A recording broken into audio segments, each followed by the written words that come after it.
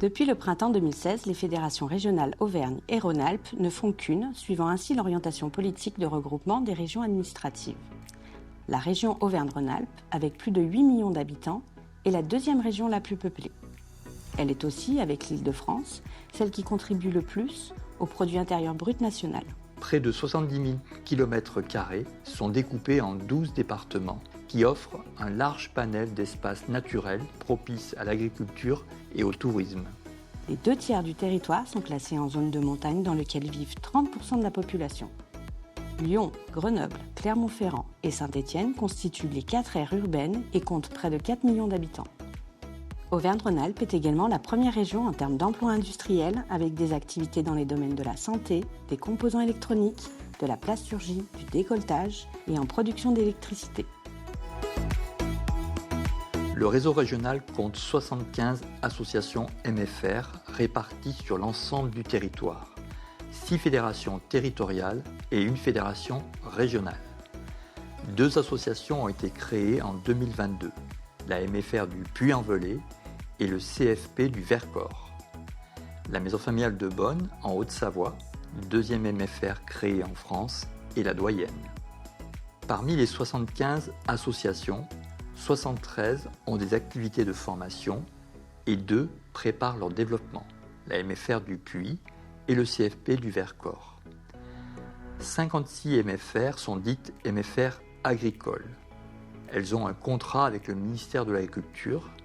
Cependant, quasiment toutes proposent la mixité de statut, la voie scolaire et l'apprentissage.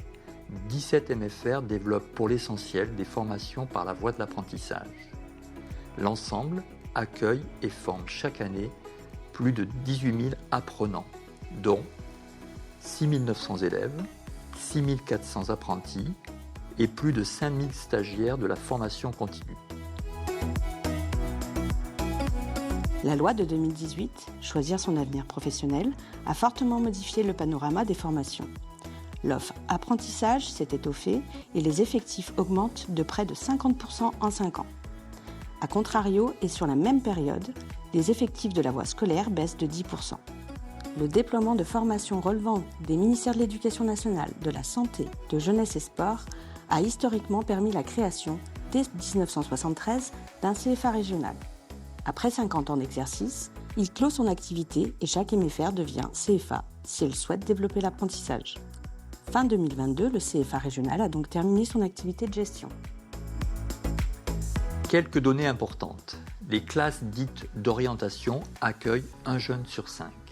Les autres apprenants réalisent une formation appartenant à l'un des 7 secteurs professionnels. Le secteur de l'agriculture-élevage, de l'environnement et de l'aménagement concerne 1/4 des effectifs. Le secteur des services aux personnes, aux entreprises et aux territoires totalise 20% des effectifs. Les métiers du commerce et de la vente concernent près d'un jeune sur 10. Les métiers de bouche et de la restauration représentent quant à eux 7% des effectifs.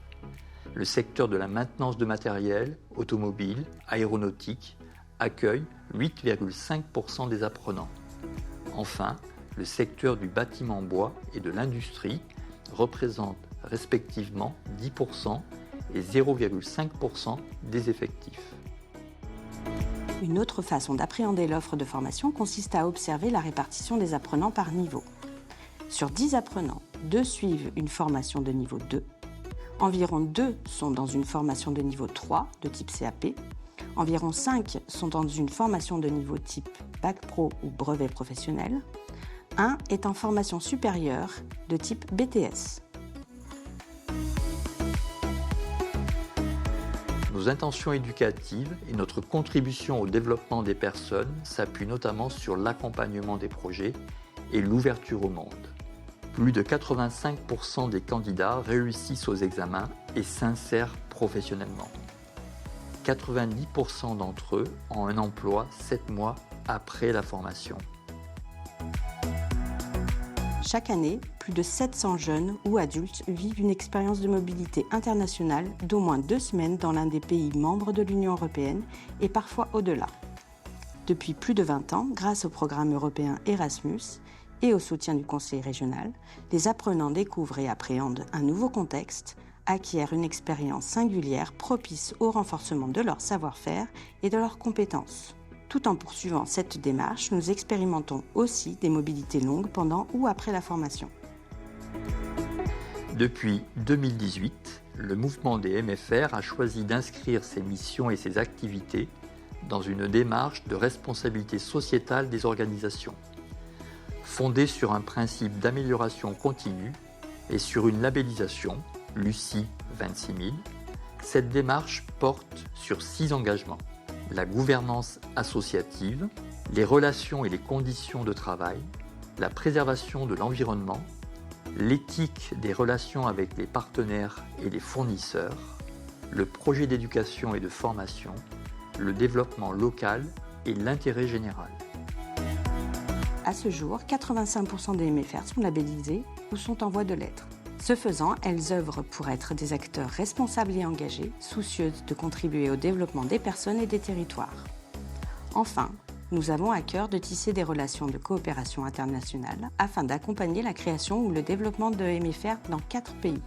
Chaque coopération est portée par une ou des fédérations. L'Ain et le Rhône travaillent sur le Brésil Sud, Drôme-Ardèche et la Loire-Auvergne le Togo, l'Isère collabore avec le Brésil Nord, les Savoies en relation avec la Colombie et la fédération régionale accompagne les MFR en Bosnie. Ces actions invitent à rencontrer des acteurs qui, dans des contextes très différents, partagent nos intentions et nos préoccupations. Ce que nous leur apportons découle de notre histoire et de notre expérience. Ce qu'ils nous apportent nous questionne et nous invite à reconsidérer nos pratiques. C'est aussi et surtout un enrichissement personnel et collectif.